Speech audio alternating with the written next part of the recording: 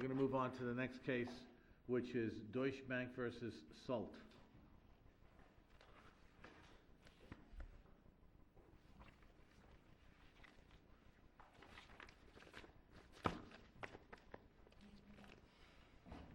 Okay. Morning. How's everybody? Is there anything that needs to be announced at the beginning of this? There was some flurry of filings that you probably are aware of. Anyone want to talk about that, or you want to just move into the case? I think that pertained to me. I don't perceive that that's relevant All right. to anything in this appeal.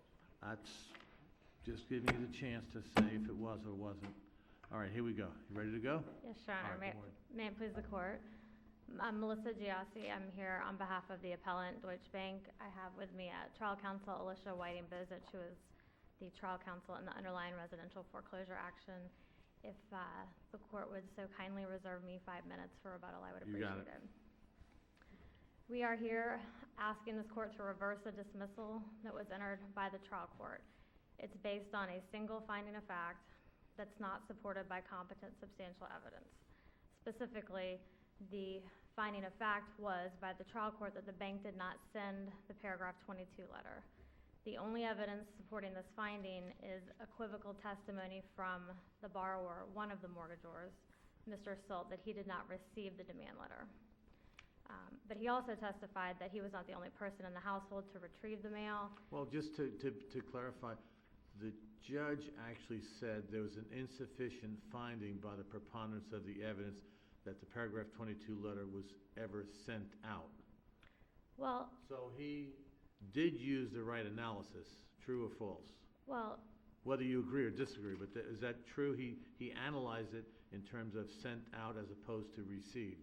he did. However, his finding was that it wasn't sent, and based But on there the was no rebuttal on that, was there? That was an unrebutted fact in the testimony, that it was in fact sent out. I'm sorry. Was there any rebuttal by the other side that the letter wasn't sent out? No, Your Honor. So what I'm saying is, your argument is, the judge may have used the correct analysis, but the fact that it was sent out went unrebutted, therefore the judge was bound by that fact. Correct. And yes, I would agree with that. The more specific question that we're faced is, was there enough proof to link ACS, the entity that sent out the letter, Right. to link ACS to Wells Fargo? And a fair reading of the transcript the judge's ruling is there wasn't. Well, on that note, Your Honor, my position is that obviously we were at trial and the investor, Deutsche Bank, was the named foreclosure plaintiff. And Wells Fargo Bank was there testifying as a servicer for Deutsche Bank. There was sufficient testimony. It wasn't objected to. That's clearly established by the record. And the demand letter, the hello letter, the collection notes were all introduced into evidence as Wells Fargo's business records. So frankly, the connection between the fact that the judge had issues with the fact that ASC wasn't sufficiently connected to Wells Fargo, maybe that went to the admissibility of the records, but the fact of the matter is there was an employee of Wells Fargo there who testified that that letter was part of Wells Fargo's business records. It was admitted into evidence. So The other documents you just referred to highlight Wells Fargo, do they not? no, Your Honor. Say ACS? They say ACS. So the hello letter, it was sent by ACS and it was admitted as a business record of Wells Fargo. The demand letter says ACS on the top. It was admitted as a business record of Wells Fargo. And the collection notes that document the mailing of the demand letter, I don't believe are specifically identified. I don't think they have a stamp on top, ASC versus Wells Fargo, but they were admitted also as a business record of Wells Fargo. So for purposes of evidence, I think maybe that could possibly have gone to the admissibility of it, but those were admitted. There was no cross appeal filed involving whether or not the admissibility of records that stated ASC were records of Wells Fargo Bank. So for purposes of here, and I think, just taking that a step further, all of the records that were admitted as Wells Fargo's business records that, were on ASC letterhead bore the same loan number. They're all connected. Well, at page 118 of the transcript, Sult acknowledges the relationship between ASC and Wells Fargo, That's acknowledges that they're associated. So as a factual matter, was it ever seriously in dispute? Now, as you say, whether you laid the proper foundation for the admission of, particular documents notwithstanding, is there any serious dispute about the relationship between Wells Fargo and ASC? No, Your Honor, I would submit that there was not. And as you pointed out, Mr. Sult acknowledged that he made payments to ASC, he had phone conversations with ASC, and he knew that they were a subsidiary of Wells Fargo. So I don't think that there was ever a dispute of the relationship between those two entities, and frankly, to the extent that there was, I think it would only go to the admissibility of the business records, which, as I pointed out, were admitted as business records of Wells Fargo. There's no other explanation for that, because the corporate representative who was present at trial was a Wells Fargo employee. So, frankly, we were looking at this from the perspective of the trial court, who did make a finding of fact that the letter wasn't sent, despite the evidence, the business records of Wells Fargo that were introduced into evidence, and to avoid asking this court to reweigh any evidence, we were looking at, well, what testimony could that finding of fact have been based on? And the only testimony, because there was overwhelming evidence introduced at trial, testimonial, documentary evidence, that established that the paragraph 22 letter was generated and was sent. So the only evidence that we can find in the record that could possibly support that finding, I would submit, is not competent, and it's not even close to being substantial evidence. And I'm sure just from a review of the briefs and the record, this panel understands that at the conclusion of the trial court did make a finding of fact that standing had been established, and that has not been challenged on appeal. And the original dismissal of the foreclosure was based on the fact that the Deutsche Bank did not establish it complied with the condition precedent of 559.715, which, as between the trial and the rehearing, this court released the Brindisi opinion, so that became a non-issue.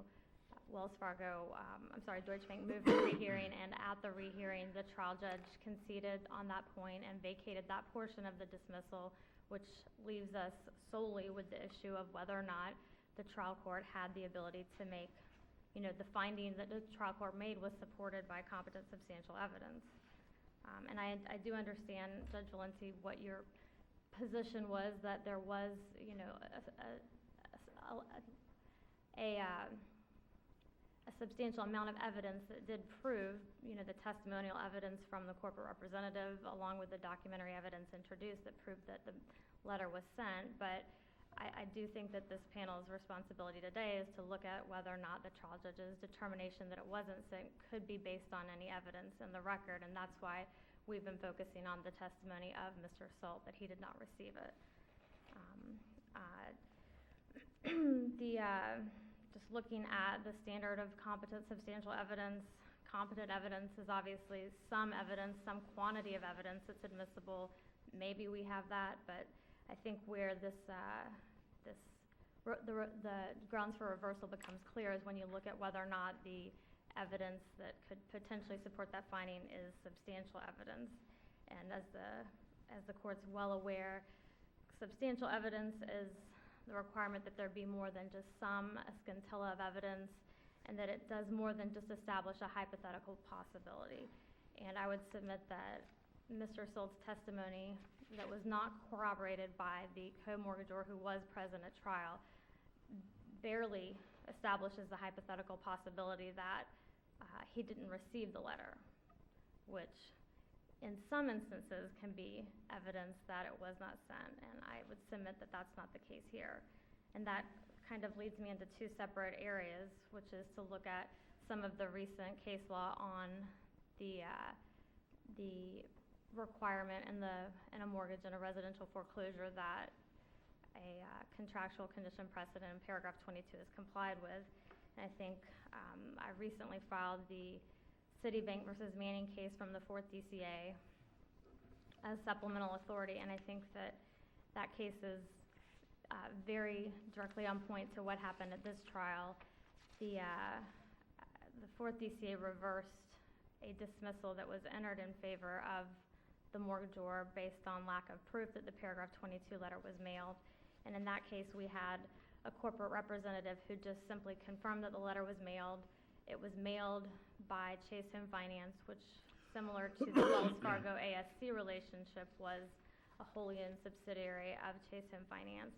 And in that case, there wasn't any defense testimony presented, but the evidence in that case fell short of what was presented here, which was the collection logs and the unequivocal testimony and the date of the mailing of this paragraph 22 letter. So we can go back to about a year ago. The 5th District issued the Court of Bank of America versus Nash, and in that case, the paragraph,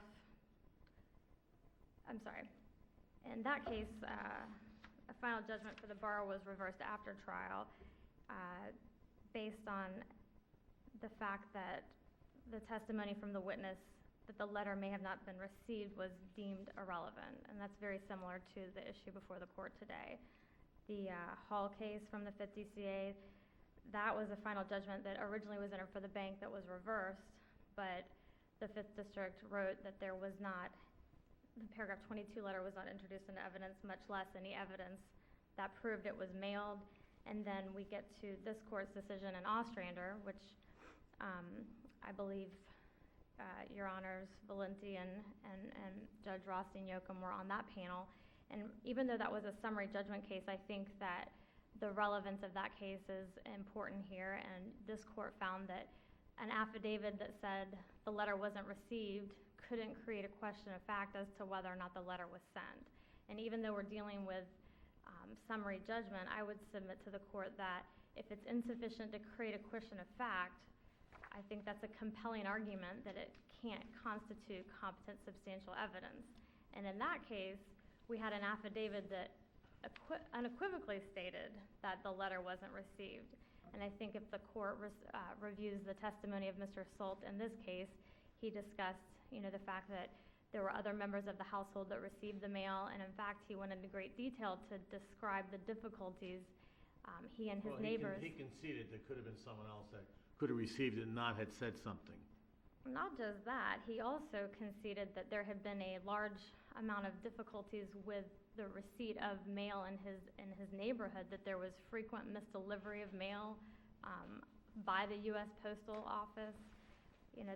He certainly did not take the stand and testify unequivocally that he didn't receive it and he knows he didn't receive it. Let me ask you about prejudice. Are you arguing prejudice as a backup to non-compliance with paragraph 22?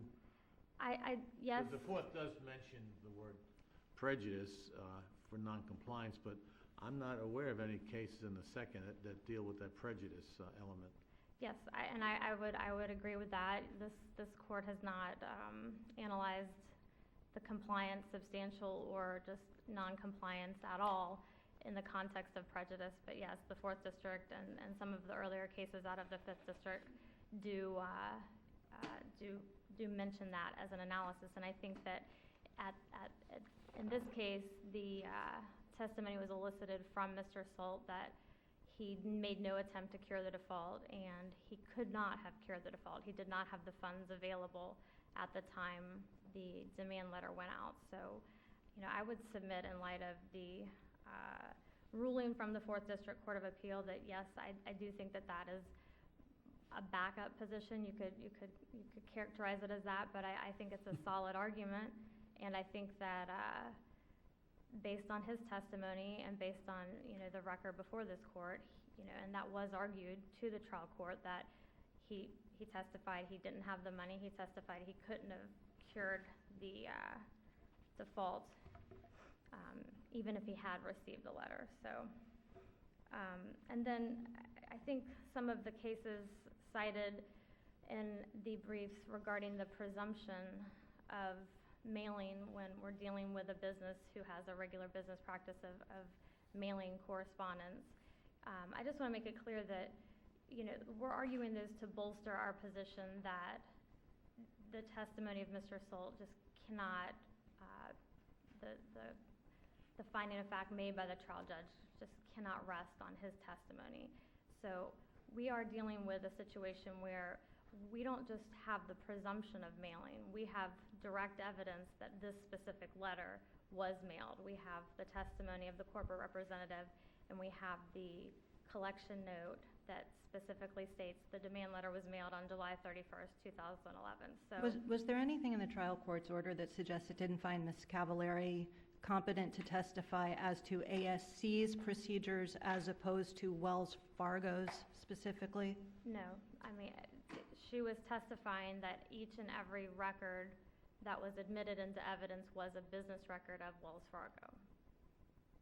What you don't have, and maybe I missed it, is ACS a fictitious name or is it a subsidiary? I believe. I didn't see the transcript. I don't see the description. But again, I think that goes back to the original question that I answered. I believe that it's a fictitious name, a subsidiary of. What is the difference? Well, I understand. So, but even without that in the record, again, I go back to the fact that these were business records of Wells Fargo Bank. The foundation was laid, there were objections made, there was extensive voir dire of the witness in connection with the admission of those exhibits. But the fact of the matter is, they were admitted, there was no cross appeal filed of their admissions, and they were admitted as business records of Wells Fargo. So I don't think that that's an issue that is relevant to whether or not this order of dismissal should be reversed. I think that if anything, that goes to maybe the foundation. You're down to 4 minutes, just so Okay. you know. All right. So you can finish your answer. No, I appreciate it. So I think if anything, it goes, down to the foundation of possibly the admissibility, but we have evidence that was admitted and it was under, 90.8036 business records of Wells Fargo. So I will, at that, reserve the rest of my time for rebuttal. Okay. Thank you. You got 3.5, I'll give it to you. Thank you. Mr. Stopa, your turn. Thank you, Your Honor. May it please the court.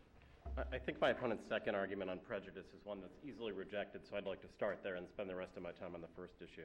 The prejudice argument is easily rejected because this court, along with every other DCA, has been very clear in saying that when a letter is not sent, that you don't get into a prejudice component. The Except the prejudice fourth, element. there's that case in the fourth that she supplied that uses the prejudice analysis. Those cases go to the content of letters. This court in Edmonds and Allen, which were both decided this year, both very clearly ruled that dismissal is required where there's no proof of mailing of the letter, irrespective of any prejudice analysis. The third is ruled the same way. The fourth is ruled the same way. The fifth is ruled the same way. The cases are uniform in that regard. Prejudice is only when we're talking about whether a letter substantially complies in terms of its content with paragraph 22. You don't have a prejudice analysis in terms of whether the letter's actually mailed. There's no case that says, well, they wouldn't have paid anyway even if we didn't mail the letter, so hence, prejudice analysis. And this court in Malam, I think, made clear we don't go down a prejudice. It's a deficiency in the letter. Doesn't excuse compliance with the terms of the mortgage. You've got to send it. But if the letter is insufficient, then you might get into a prejudice. You might, analysis. right. And I think even in Malam, this court didn't get into a prejudice analysis, and that's in footnote 2, and I argued, which I think I successfully argued in the prejudice issue in that case. Well, you want to talk about the qualifications of the testimony? Sure. Then on the first issue, I think it was interesting. You'll note my opponent, I wrote it down when she said it. In some instances, testimony that a notice wasn't received can show it wasn't sent.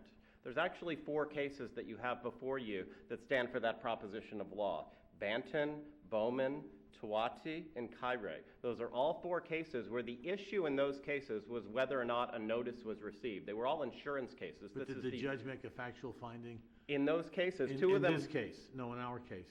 In this case, the judge made a finding that based on the preponderance of the evidence standard, he did not believe that the notice had been mailed. Now, so the question becomes... Just didn't say why. it didn't say why, but viewing the evidence in the light most favorable to us, is there any basis for the judge to conclude that? Okay, yes, I submit what my opponent is asking you to do is asking you to weigh the sufficiency of that evidence. Well, sometimes the borrower might not have gotten a notice or something like that. What that is asking you to do is reweigh the evidence, which you can't do.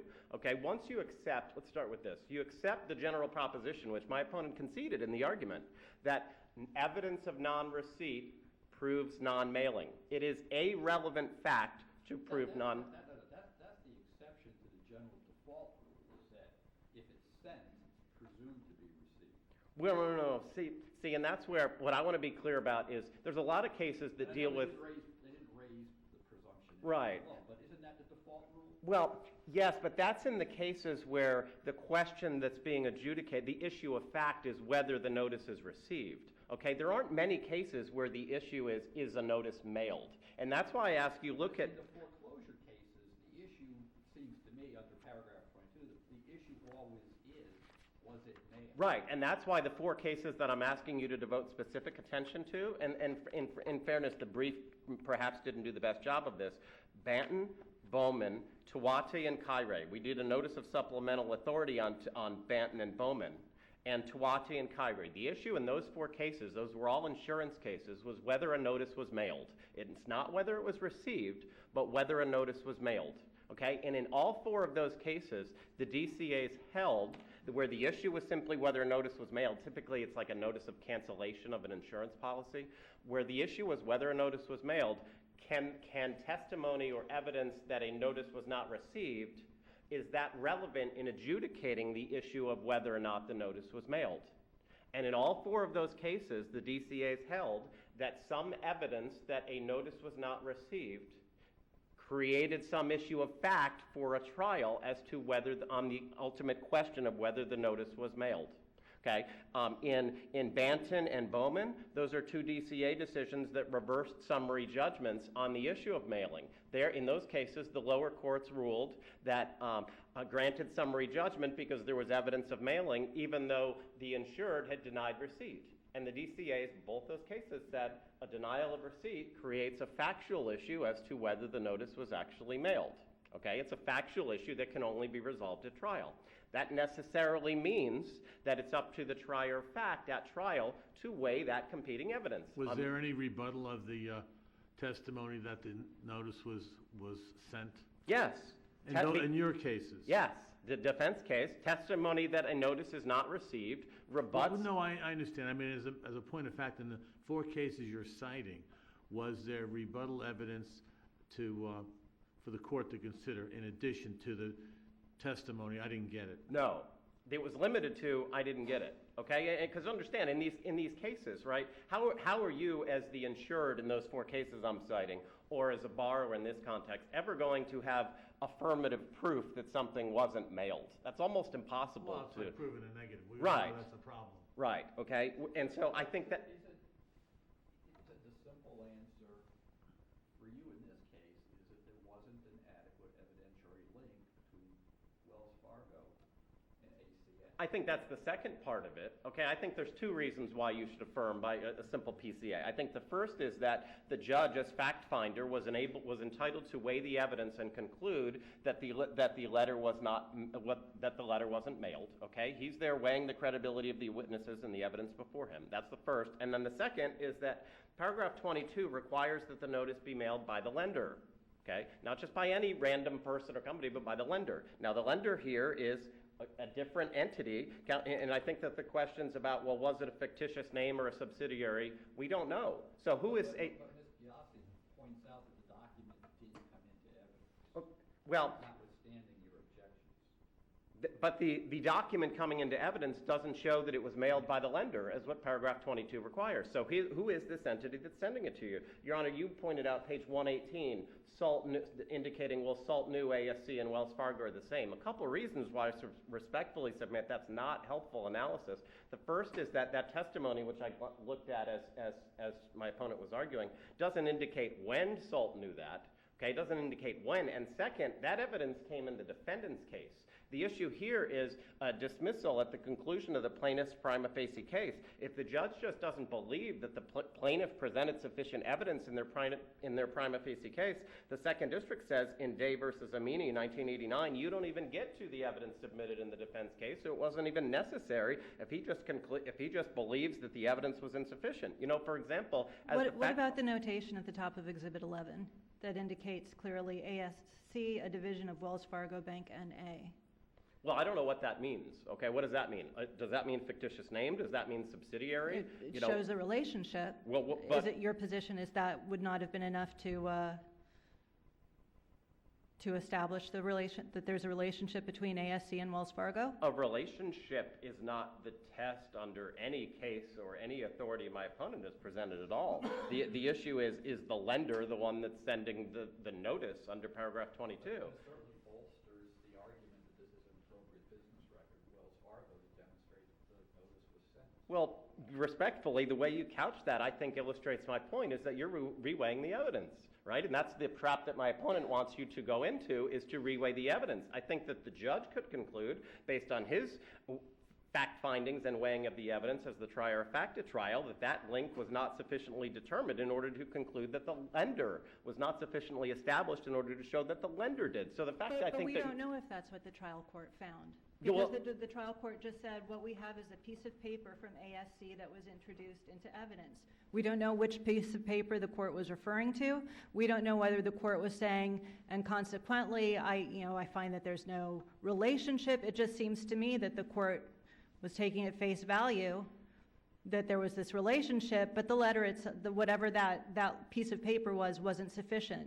So we don't really know what the trial court found. But that's where I'd go to. It's the same issue from 2 oral arguments ago, where you don't, when there's no explanation given, you take all inferences in favor of the party that prevailed. You view the evidence in the light most favorable to that party, all inferences in that party's favor. And so, the judge doesn't have to. I think Your Honor indicated, judges don't like to make comments because they can be offending people in that oral argument earlier this morning.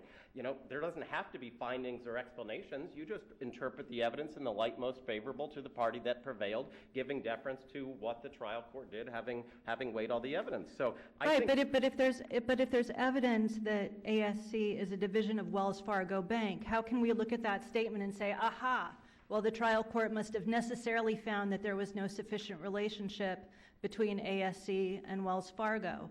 You're right, there are no findings, so we can't substitute our own, but how far do we go in crediting the trial court's determination? well, there has to be, any competent substantial evidence, all inferences in our favor. I think that the mere fact that you're asking the question, is it a fictitious name or a subsidiary, and my opponent concedes that there's nothing in the record that establishes that. What does a division of Wells Fargo even mean in this context? What does that mean? And where's the legal authority that supports the position that you can have a letter be sent by, with that sort of relationship, whatever that means?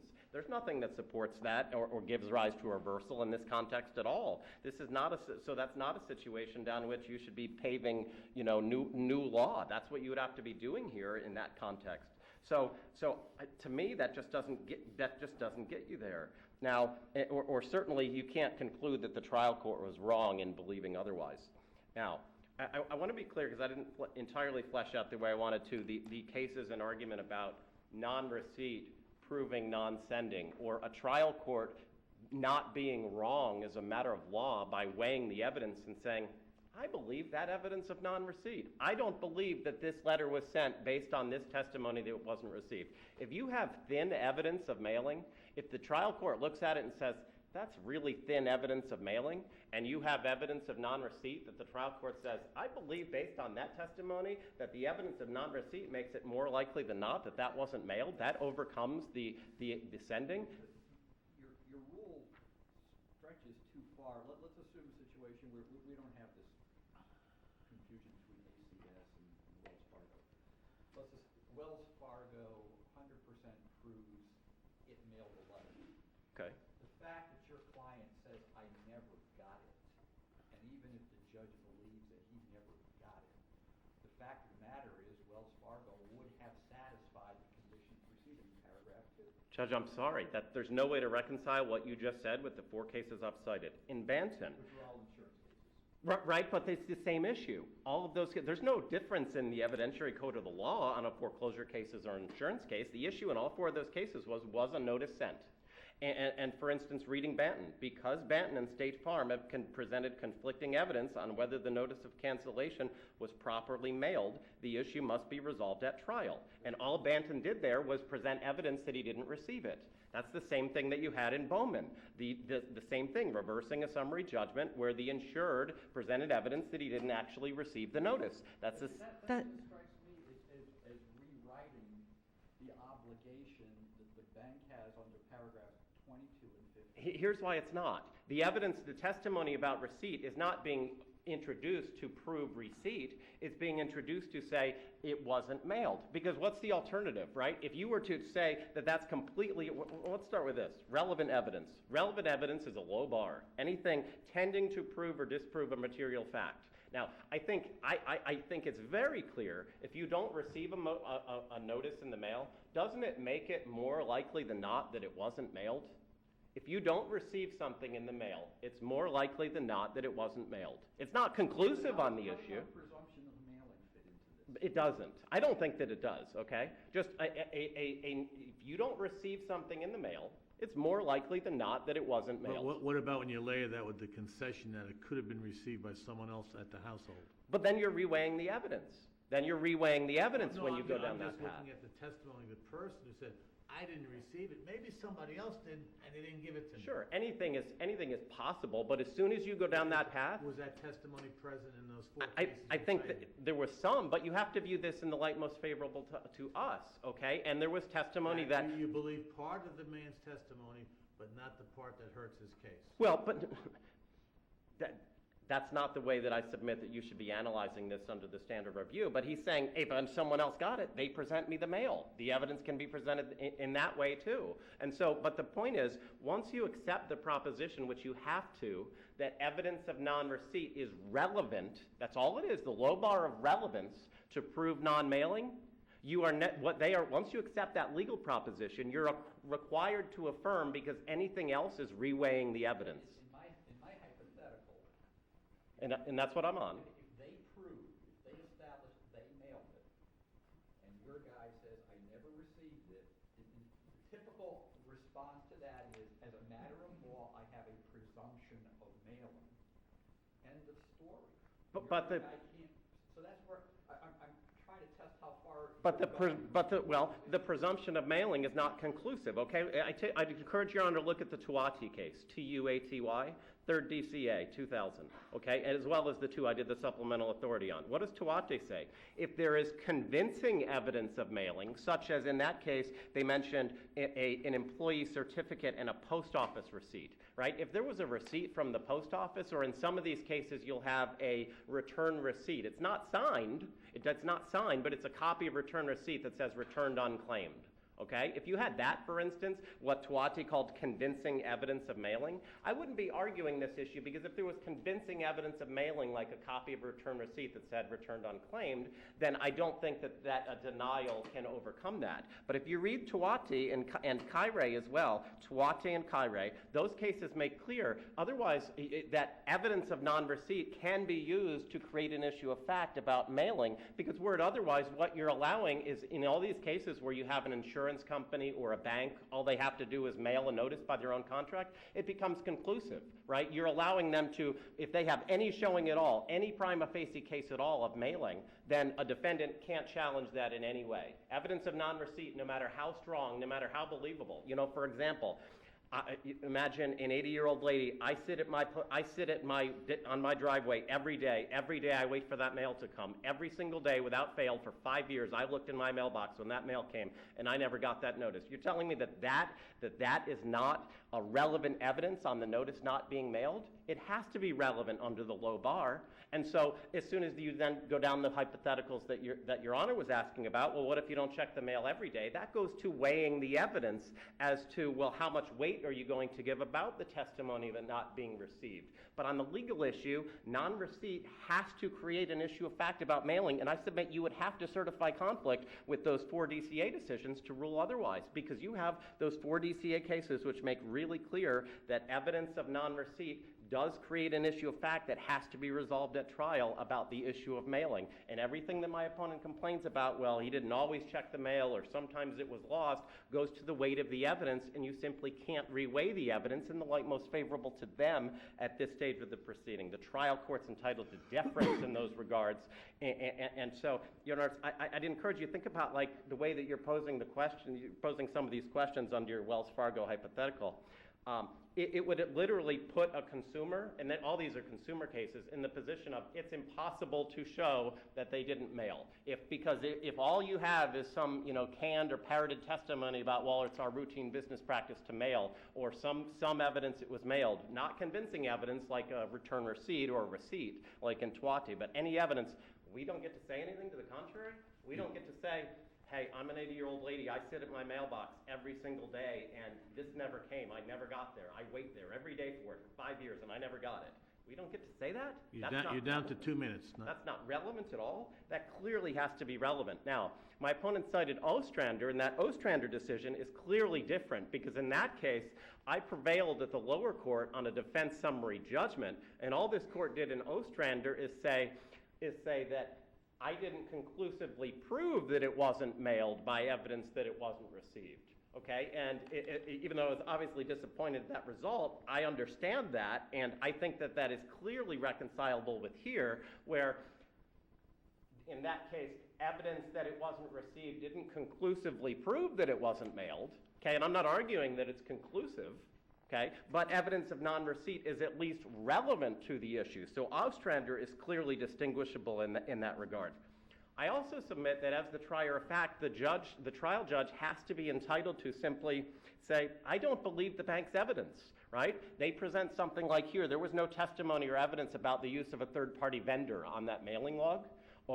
And all you had is a witness who wasn't personally involved in it in any way. I think the judge is within his purview to simply say, I don't give any credibility or any weight to that at the stage of the case where he can give weight to the evidence. He didn't grant an involuntary dismissal. He weighed the evidence and ruled in the defendant's favor. And the weighing of the evidence, the judge is entitled to be afforded weight and deference to that as a trial judge who presides in foreclosure cases on a regular basis. You're at a half minute. And so I'm happy to answer any other questions the panel may have, but I respectfully submit that the trial court's ruling should not be disturbed and that an affirmance is appropriate. Thank you, Your Honor. Thank you very much.